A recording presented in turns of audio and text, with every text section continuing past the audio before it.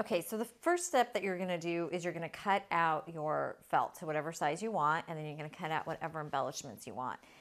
And then you're gonna back whatever you want to attach with some iron-on adhesive. Now, I already put the adhesive on most of my trim just to have it ready to go, but I left this little piece, and I'm gonna show you how to do it.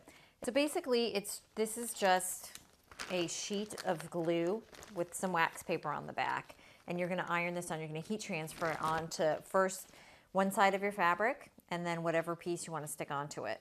So I just cut a little piece here, and basically you are going to put down your glue side down so that the wax paper part is up on top, and then you're just going to hold it. You're going to iron it and hold it down for about 10 seconds in one spot,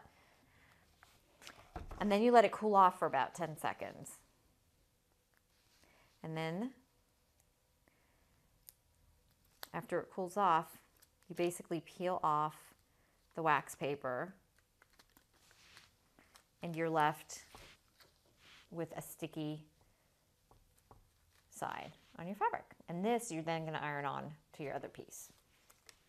And there you have it. As you can see, it's very simple, but it's very Halloween style. I love it. I love it that it's simple, and I'm going to embellish it as simply. I went out and bought these little masks. I bought a couple different ones at the end of Halloween season last year, so I got them deeply discounted. And I'm just going to attach them to my different placemats, and at the end of the evening, all of my guests get to take one home.